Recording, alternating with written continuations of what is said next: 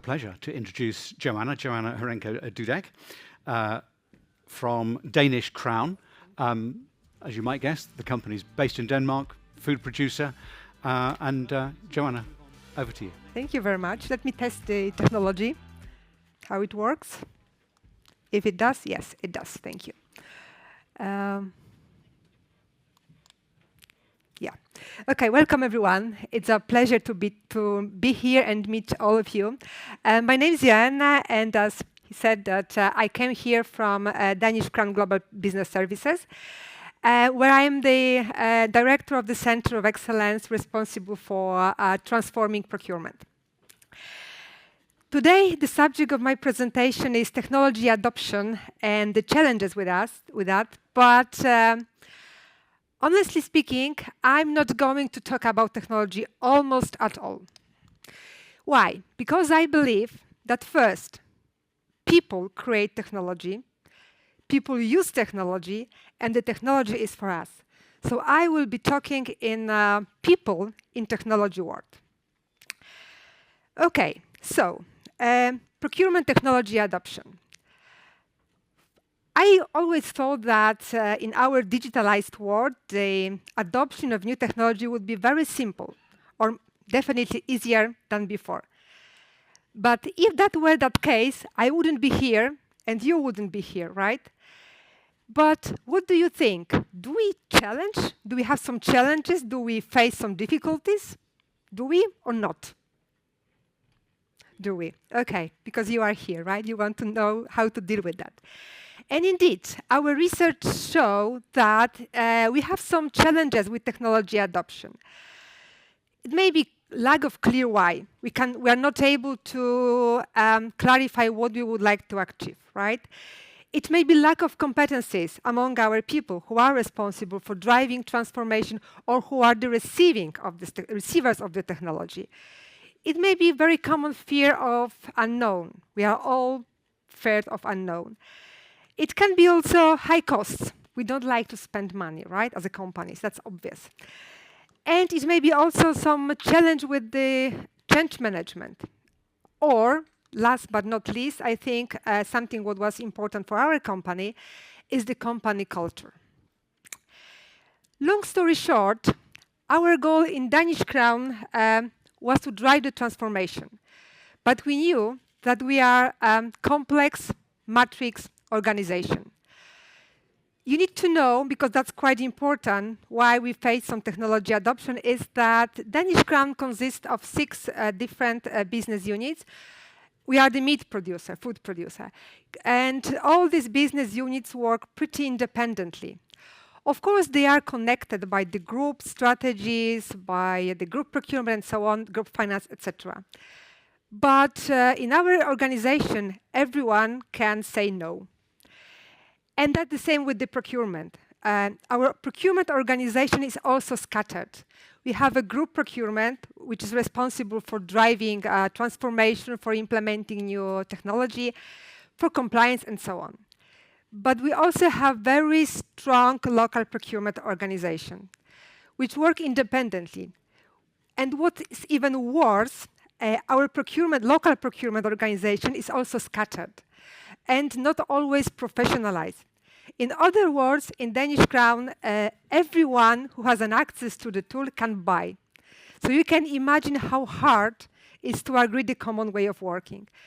And the implementation of procurement technology is not an exception, right? So, long story short, as I mentioned, we wanted to implement the new e-procurement tool. Very classical exercise. I think that many of us had the story behind or in front of you, because we wanted to achieve and increase the control, compliance, and to make sure that we spend the money correctly. So we knew the challenges from the research, and we thought we are really well prepared. Right? We prepared the strategy, we prepared the plan. We hired external consultants. We paid a lot for that. You can imagine, right? And we selected the super users, so people who will be our ambassadors. We trained them, and we let them go. And here are the results. almost 50% of the end users said that they are not satisfied with the tool they are using. And that's not a problem. You can be dissatisfied and still work, right? What is important, almost 50% of the new users were motivated at the beginning. But suddenly something happened that they didn't want to use the tool. And we didn't know why. We noticed that instead of increasing the compliance control, etc., we had very disappointing results. Less than 30% of our spend was covered by PO, by purchase order. Less than 1% of the total spend was covered by the tool itself. Scary, right? And people were disappointed, dissatisfied, dismotivated, and so on. And we started asking them, what happened? Why don't you use that tool? And they said that we don't need it, right? We have SAP, we have ERP, we are happy with that. Why do you want us to use the tool? Others said that you don't understand our business. You came here from the group position and you want to convince us local business to do something we don't agree on, right? And we are not mature enough. That's where we are special. That's very common words. We are special, right? That feedback gives us nothing because we didn't know what to do. So we decided to run a user experience test just to clarify with the data what really happened. And now we had an answer. We got an answer from end users who told us that first, our process is not good. The tool does not meet the requirements. They started using the tool. Remember, they were motivated.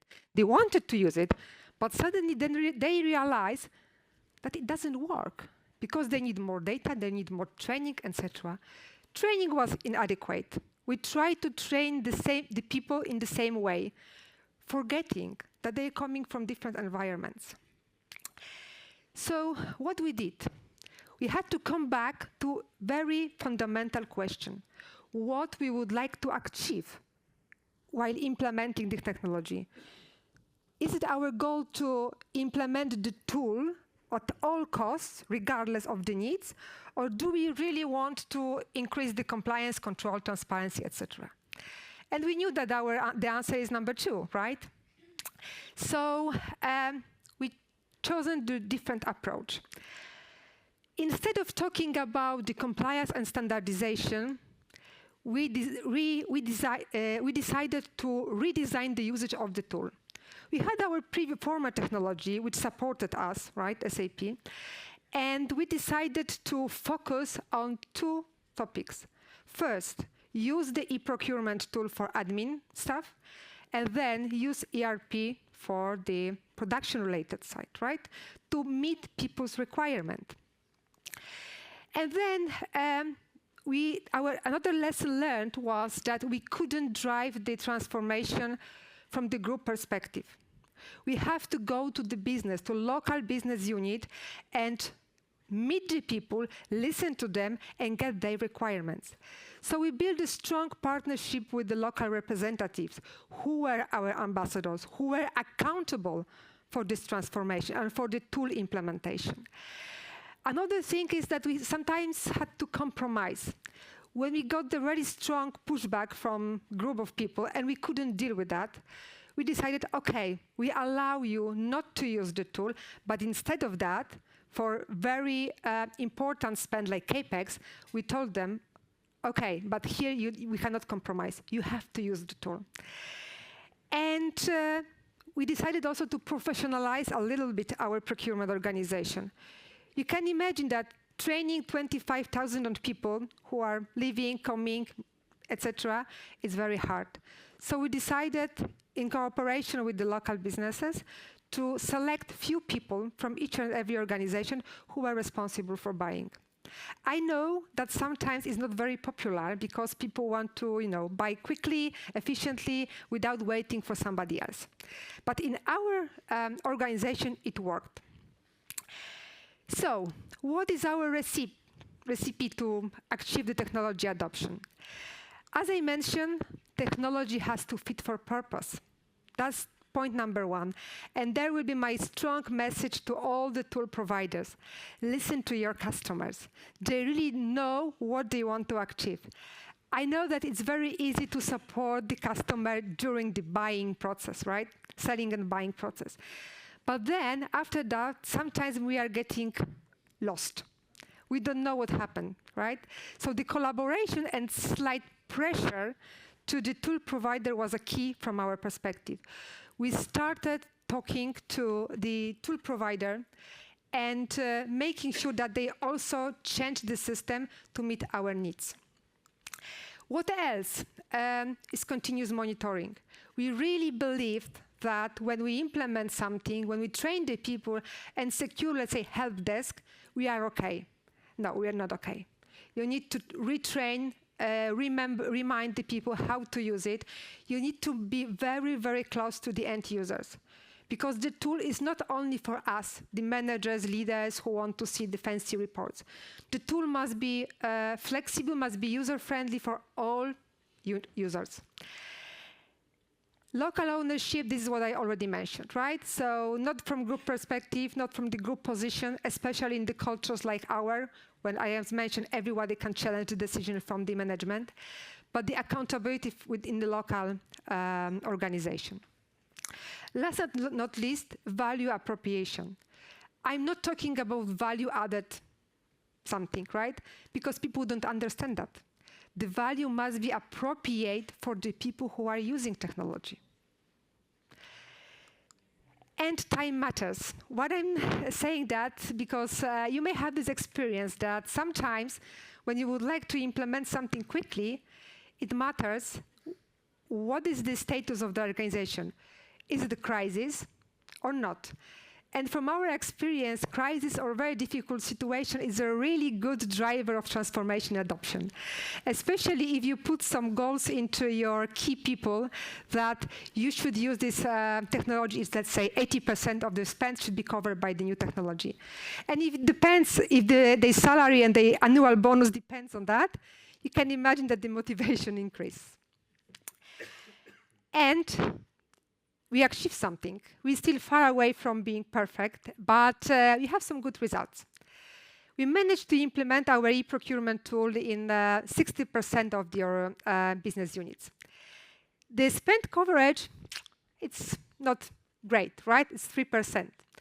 However, we knew that we have another technology which was in use, and thanks to combining these two things, we achieved quite nice results.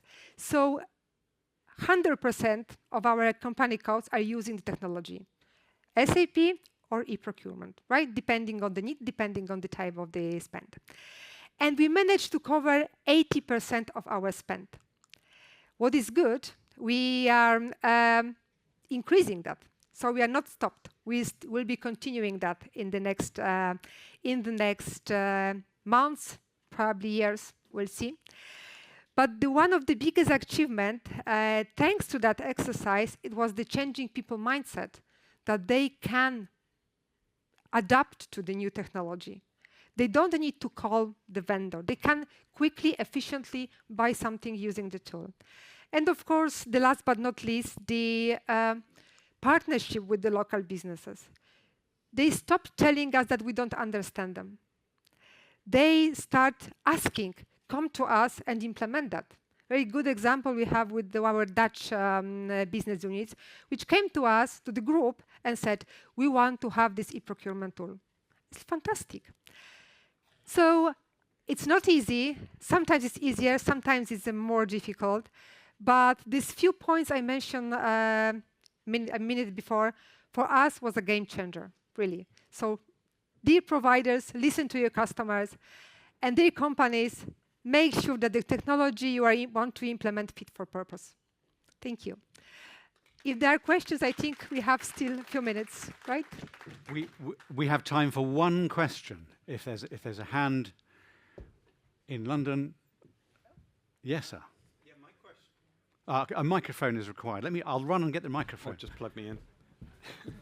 Huh?